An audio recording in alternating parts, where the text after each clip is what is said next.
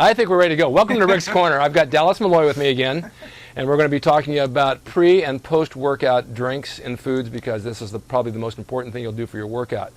And we discussed this for a long time because a lot of people don't eat right before and after. Yes. So let's talk about, if you're going to go train, let's say it's a Monday morning, you just had Sunday off, you're going to go to the gym and train, you get up at 5 a.m. like you normally do. Oh, yeah.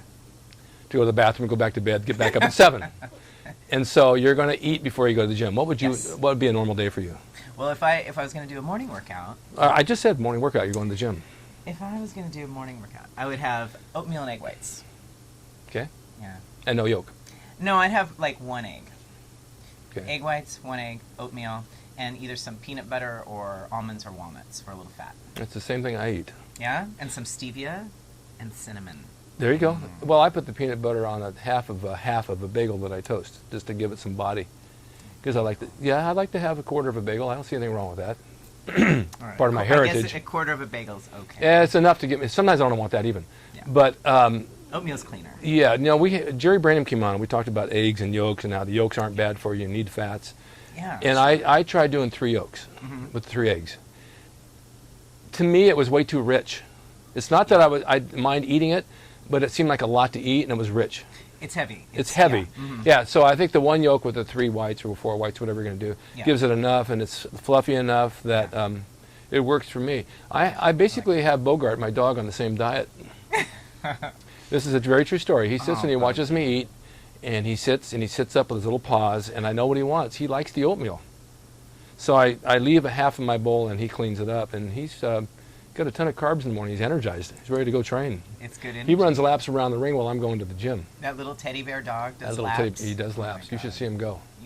And And then he hops in the ring and he wrestles with the guys. But the pre-workout meal is really important. And there's so many people, some of you guys out there that write in and say you don't eat before you go to the gym. How can you run a car on an empty tank of gas? Yeah, that's the worst thing to do. Yeah, but you and I talked about something else prior to this, and we were talking about burning up protein or burning up muscle. Right. And I was saying I wasn't getting enough calories and carbs because I had this stomach problem, and I just felt like I was getting depleted.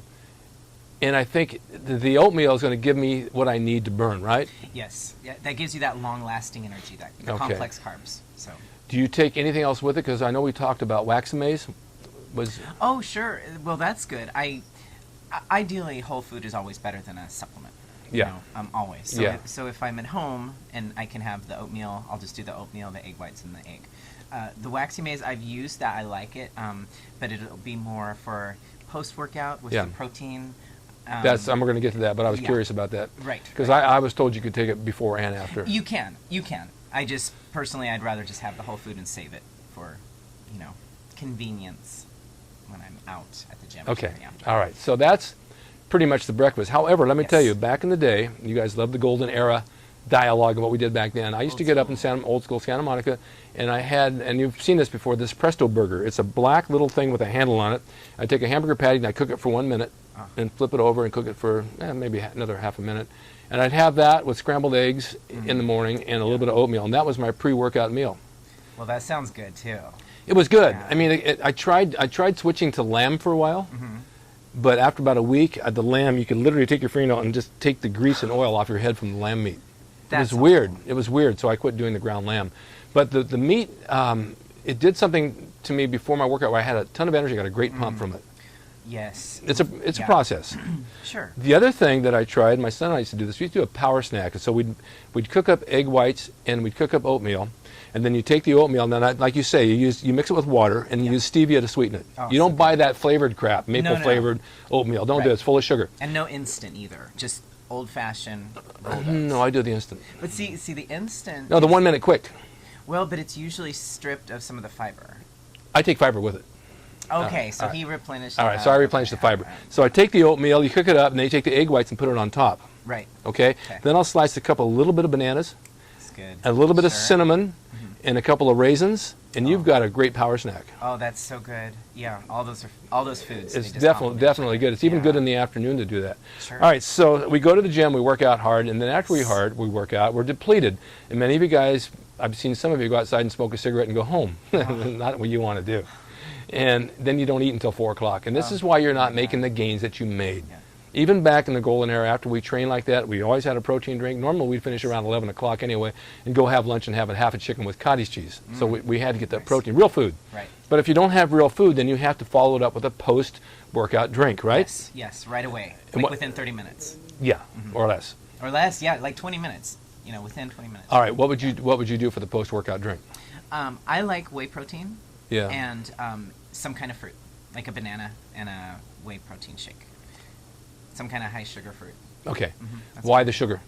I mean, I know why, but I want to hear it. Yeah, the sugar, because it speeds up the uptake of the protein. Yeah. Into the muscles. Right. And to just immediately replenish, because I've just burned up all the glycogen. Right. A lot of it, right. Probably, with my intense workout. And it raises the insulin factors too. Right, exactly. So it does many things, and it's you have that window of time where you're to me, I think of it like my muscles are hungry. Yes. I'm feeding my muscles Yeah. right away, and if you do that, I mean, I don't know about you, but I just feel so good. I mean, I just feel so awesome after a really intense workout. I always feel better after I eat, regardless of that. Always. Because I get depleted and I'm hungry and I'm tired, and then I'm like, even when I have lunch and I eat after that, I just feel better. Oh, yeah. But I can't train and not have anything to eat afterwards. You've just got to have something. Right. Yeah. And like I said, back in the day, we'd do an afternoon session of training too. We'd have a protein drink before, and afterwards we'd have something again. Nice. It's just you're working your body all the time. You're running your car. You can't run, like I say, on an empty tank. You got to refill. And someone had written into me and they told me to eat gummy bears after I take my protein after I train. I asked why. They said because it's the quickest way of getting an insulin spike from the sugar from a gummy bear. I've not heard that one. It was strange, but he swore that it worked. Just 2 or 3 of them. Well, I mean, I've heard of Coke also, just for the sugar. Really? Yeah. I mean, I've heard chocolate milk. I mean, I've heard everything. I think the bottom line is it's some sugar. Yeah. Personally, I'd rather have some natural sugar like fruit. But, What kind of fruit? Banana is because an apple isn't as sweet, and it has more fiber, so it breaks down slower. Okay. I mean, it's still great, but it's ideally I would have like the sweetest sugar fruit. Well, no. Here's the other thing: when you mix the protein drink, if I mix, I use a whey protein as well, and then I also mix a little milk and egg protein, which I happen to have right now, and I like it. I used milk and egg back in the 70s. It's still available, and milk and egg protein is a good solid protein to train on. I mean, it really helps your muscle. Right. Then I mix the waxy maize with that after my drink because that's the carbohydrate. That's the sugar form. And it's a complex Right. form. Yeah. Kind of like Ric's complex. I'm complex too. You really are. I'm not a very simple person. No. No one can be. So then we have this, then we have the post-workout drink, and then you have a lag period for an hour or two, and then you have a meal. Exactly. Yes. Yes. So you've got to figure in a meal there of chicken or tuna or burgers or meat or something. And to me, I usually add some fat to that meal too. Such as? I mean, ideally olive oil, avocado. Okay. Almonds, walnuts. That's funny because when I talked to you today on your way over, I was having chicken at El Pollo Loco, and I have avocado with it. Oh, so good. And I put it on top of the chicken because the chicken gets kind of dried out, and it just kind of adds a flavor. Yeah. I'm not crazy about it. I hate eating it. I'm disgusted with it. Give me a cheeseburger any day. But the chicken with the avocado is not so bad. Yeah. And it's like this, and you've heard this a million times, the people you train. Does the protein taste good? Who cares? It's not whether it tastes good. You're eating for results. Exactly. I mean, you'd eat manure if it worked. Right. And I know you guys would buy that and eat it because it's not how it tastes. If it tastes too good, it's not going to work. That's probably true, and that's not the focus. Like you said, I mean, I want my food to taste good, but I eat for what I call the right reasons, which are for nutrition, to feed my muscles, for energy. All right. So we've gotten through that. Then we have our meals sporadic throughout the day for that, for your training. Yep. Okay, I had, and this is not off the subject, this is on the subject, because for the past month I've had a stomach problem, and I haven't been able to assimilate what I want the way I want to do it. And I lost a few pounds, but they're coming back on. So the other night I decided I was going to make some chocolate chip cookies for me and my daughter. So I had them. You're killing me. No, I know that, but I had the sugar. I don't care. I'm not training for a contest, but I need some sugar. I need something. Yeah, you've been depleted. I've been depleted. I can't tell you how much better I felt. And then the next morning I had a great pump in the gym. Oh, yeah. I mean, I wouldn't do that every day. Right. But once in a while, we said we had our junk days. I couldn't wait till Sunday. I knew that I was starving for something, and my body was like, I was even drinking Pedialyte to replenish my electrolytes. Oh, man. Yeah. So that kind of helped too. Mm-hmm. All right, so you've got to have that same thing. And then we talked about increasing muscle volume. Yes. This is not really off the subject of this, but it kind of goes hand in hand. Mm-hmm. Because when you deplete yourself of your breakfast and your post-drink, you deplete yourself of your muscle volume because you don't have anything to train. So you get stringy. Right. Yes. So you need that. You need those carbs back in there to fill the muscle. Exactly. But you need to know where to draw the line so you don't get fat. Right. It's a balance. It's a balance. Yeah. And everyone's different. And Everybody's different. Mm-hmm. And it's funny you said that because it's sort of like, I've noticed, especially with competition prep, like the morning of competition, of course, I've been dieting for weeks. Yeah.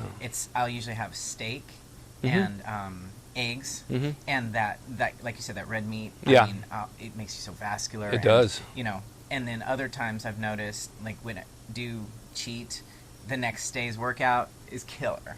But I can't do that every day, or then it becomes... I had said this before when Arnold was competing. If it was the show was on a Sunday, Saturday, he was at House of Pies with all of us having pie and ice cream. And I said, your show's tomorrow. He says, I know, I need the carbs. Right. Where the guys that were with us, I'm not going to take a chance. I might be fat on stage. Yeah. No, it was ripped. And then, and then a week later, after going off the diet, was even more ripped. Right, and that's usually what happens. Yeah, so if you want to plan your contest a week ahead of time, cheat all week long. And then by the end of the week, you'll be ripped even more. That doesn't work for everybody like that. It doesn't. And you have to learn your body, and that's the thing. Yeah. Because it is possible to spill over, like it's called, where you overdo it and then Exactly. it becomes smooth. Yeah. So it's a balance. But see, off-season, if you are a competitor, off-season is the time to play with that. To experiment with to it, experiment, And sometimes you're just holding water. That's true. And I've found, too, if you're stressed out and you're nervous, you hold more water. It's true. And that can also make you look flat. Stress increases cortisol and belly fat. Yeah. Thank God I'm not stressed out. I know. You gotta stay chill. I'm just so laid back. I know. All right, so we've covered that topic, and next time we'll cover something else, but we all want to cover something else while I'm here. You have a teaser that you shot that shows all levels of you, from boxing to music to piano to posing to acting, and I want to run that at the end of the show so you guys watch it. It's only a couple of minutes long, right? It's not 48 even. seconds. 48 seconds long. It goes by like But watch it because she's really talented, and she has a lot to offer other than bodybuilding. I said, don't let bodybuilding be your main focus because you have so much more to do. The bodybuilding is the backdrop. And it's just like with me. Wrestling I've done for years, but that's the backdrop. I've tried to sell reality shows on wrestling. They don't want them. They want to know more about character, me, and things I'm doing, but that's just a piece of me, and that's a piece of you. Right. So there's a piece on this teaser. There's like 5 pieces that are much bigger than bodybuilding. Right. It's just to enhance what she already does. Thank you, Rick. So we're going to run that, and we'll be here next time on Rick's Corner, and she won't be wearing purple. I don't know what she's going to wear. Yeah, I wear purple as promised. I was supposed to wear it, and I totally forgot about it. But thank you for watching, and we'll see you in next Rick's Corner, and stay tuned. When I am inspired, I can do anything.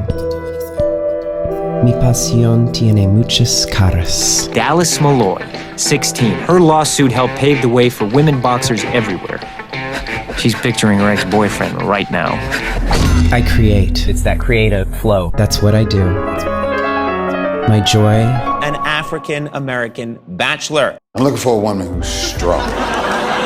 Not that strong. My torture. First the track team. My truth. Then one thing led to another. My body, the symbol of overcoming. I've worked way too hard, Sam.